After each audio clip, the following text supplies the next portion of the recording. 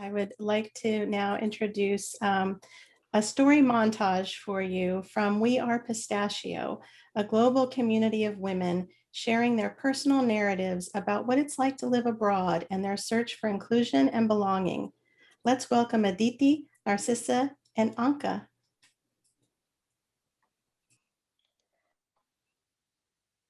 Thank you so much, Debbie.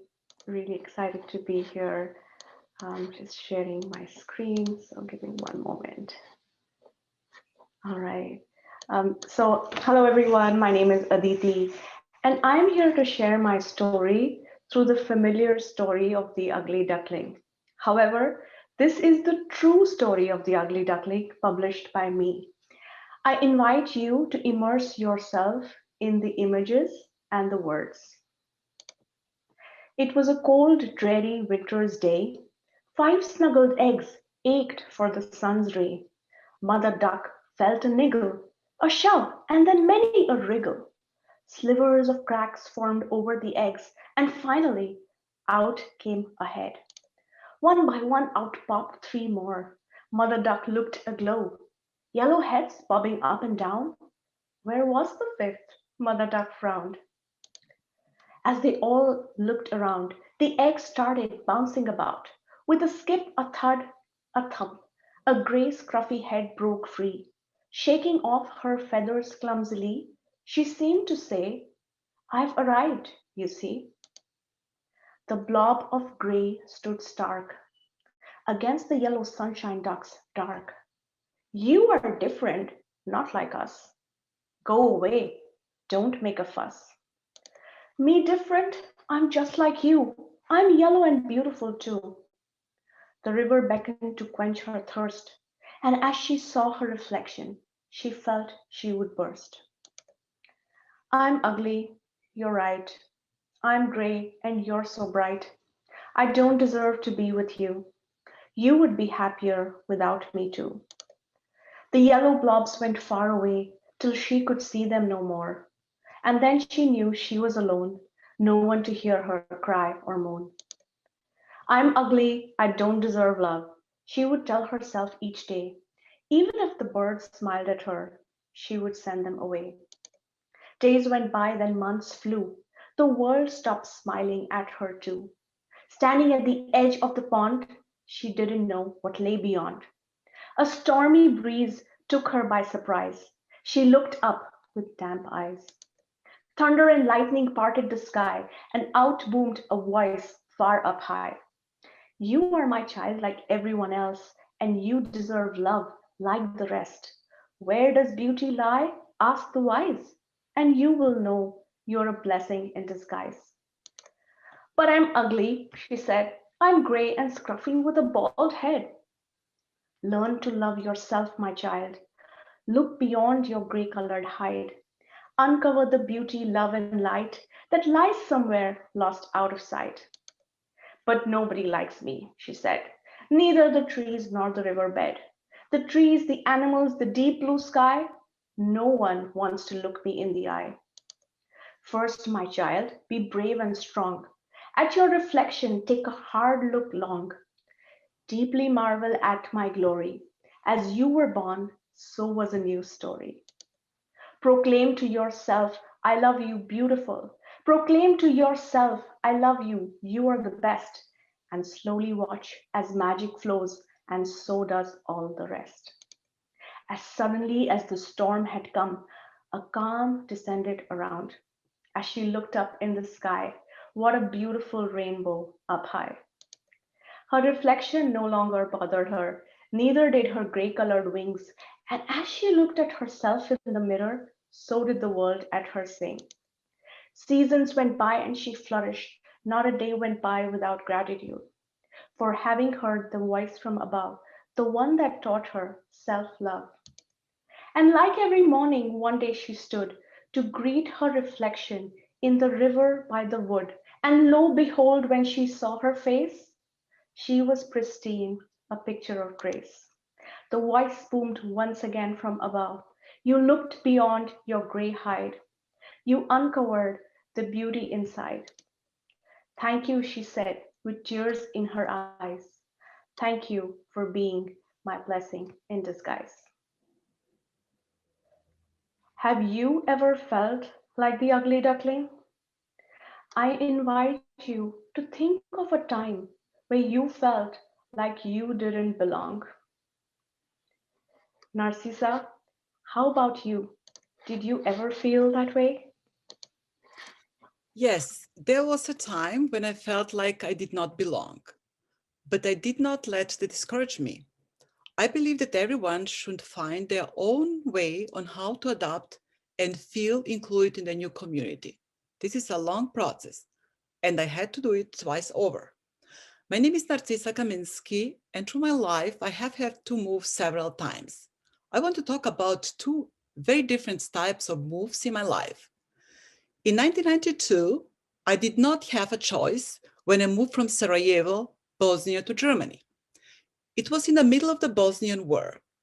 It was a difficult move to leave the country you love, all your family, your job, your home, and suddenly you're in the new world, new language, new culture. Flowers smell different. Food tastes different. People are different. I would wake up in the middle of the night and dream of being home, going back to see the family, going back to work. Dream, sweet dream.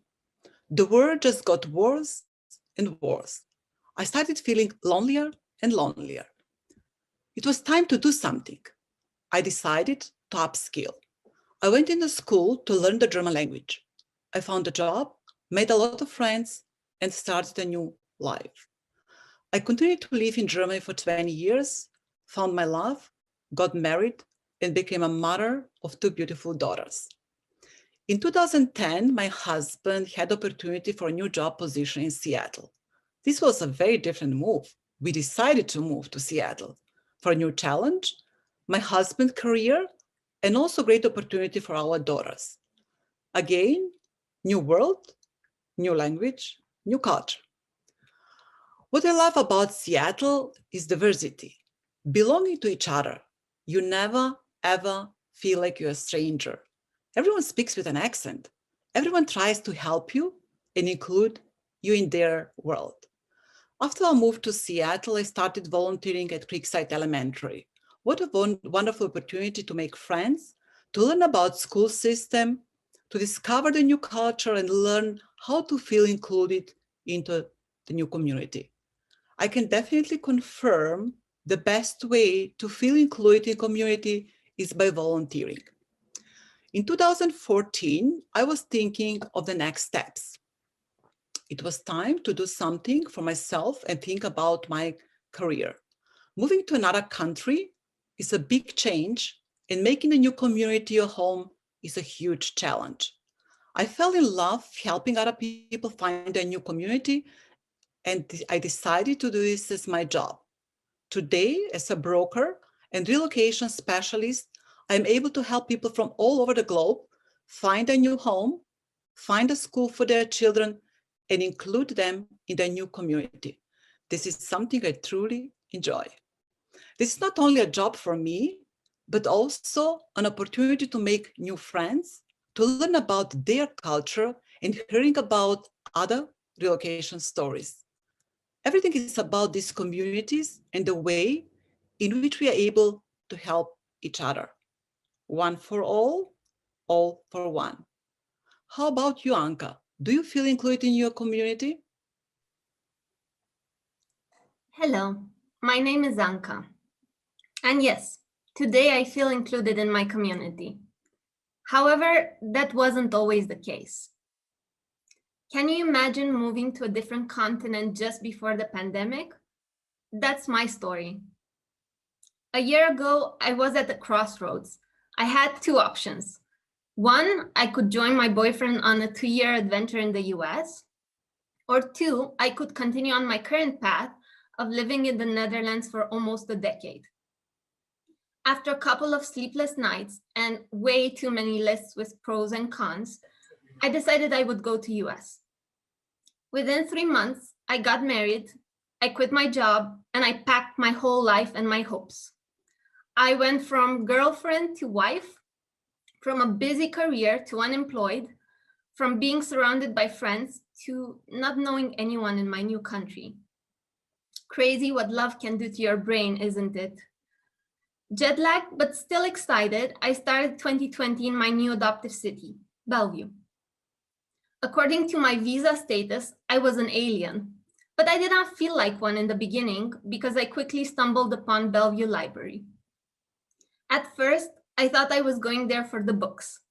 The librarian smiled every time I would check out 10 books at a time.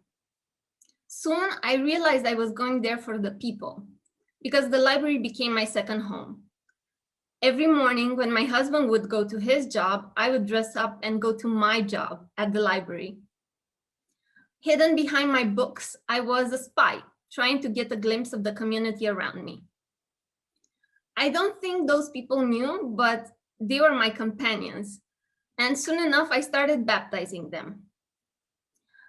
There was Nelson, tall, dark-skinned, gray hair with trousers generous at the waist, always snoring next to the window, probably coming to the library after a long night on the streets. Then there was Meg, with whom I had built handmade decorations at the workshop. There was Gary, always studying for an exam and chewing his fingernails. And there was Karen, the lovely pensioner I wanted to be like when I grow old. Every day I would come home after a day of work at the library and share my updates on Nelson, Meg, Gary, and Karen with my husband. The library became a sacred space for me where I experienced awe, longing, homesickness, loneliness, and connection at the same time. And I felt cocooned in this community. And then, all of a sudden, the global pandemic hit and the library closed. Being at home started well, finally some more quality time with my husband. However, the days expanded and the time alone turned to loneliness. I remember vividly lying on the back on my living room floor, staring at the ceiling. And I felt confused, I felt lonely, anxious in this unpredictable world. The loss of my previous life was starting to sink in. The gap between my hopes when I left and the reality also started to sink in. I had dreamt of a journey of personal transformation, creative energy, fascinating people. And the reality was that I was sitting in my living room in my yoga pants and the whole world was suffering. However, I was not going to let this pandemic get away without a fight. And I journaled, I cried, I journaled again. I twisted my body in every possible yoga pose. I hiked and I networked. Anything to cut through that uncertainty. And then I came across We Are Pistachio, a community of spouses that relocated just like me. I started listening to their podcast. I heard a kind and energizing voice talking with hope about her own struggles with relocation. In that moment, I felt a bit less alone in feeling lonely. This was a woman I deeply admired who had made a career out of volunteering. Volunteer for causes dear to your heart, she said. I acted upon this advice, and within a month, I was volunteering for 3 organizations for causes dear to my heart. Mentoring entrepreneurs, helping relocating spouses just like me, and supporting STEM education for girls. You see, volunteering was my path to the community, a path of active belonging. So where am I now? Still in love, if you're wondering, and still on a roller coaster, but I'm embracing with more curiosity the changes in my life, be them lows or highs, as now I'm more equipped with more patience, resilience, and a sense of connection with myself and others. But let's go back to the story of the ugly duckling. Aditi, how did you find that connection with yourself? Thanks, Anka. When I came to the US in 2015 to follow my husband's job, I felt like the ugly duckling. Until my father's voice reminded me that I didn't need to fit in. I just needed to be me. When I found belonging within myself, I was able to create belonging for others. Out of this pain and joy, We Are Pistachio was born. We represent the stories of millions of relocating spouses around the world and in our community. The joy and pain of relocation is the common thread that binds these stories. What's also common is while this pain was paralyzing, we made a conscious choice. We chose to give back to the community. We chose to be happy, embrace our global mindset, be tough to navigate the challenges, be open to everything life threw at us, and stayed nutty, just like a pistachio. I'm Aditi, the founder and chief relocating spouse of We Are Pistachio, a community built by relocating spouses for each other. We are on a mission to unlock the personal, professional, and economic potential of every relocating spouse. Our vision: no relocating spouse is ever alone. We built this community as newcomers to the area and chose to volunteer and assimilate in the community. However, standing here today, I can't help but wonder, what would it be like if every new relocating spouse was embraced into this community, their talents recognized, and their friendships multiplied? What if we went beyond saying hello and invited them for coffee, dinner, and conversations? What if no one ever had to lie in their living room with loneliness like Anka or feel like the ugly duckling as I did? What if the burden of assimilating in the community was equally shared by the newcomers and the seasoned community members? There has never been a more important time for inclusion and belonging. We stand here with a powerful call to action. As you step out of this virtual room, what is one thing which you will do today to lighten the burden of someone who is relocating and fill their hearts with the joy of belonging? Not sure yet? We have a few ideas. Join us in our movement. Amplify our voice, send a relocating spouse our way, or come and share your expertise with us. All you have to do is take the first step. Thank you and good night.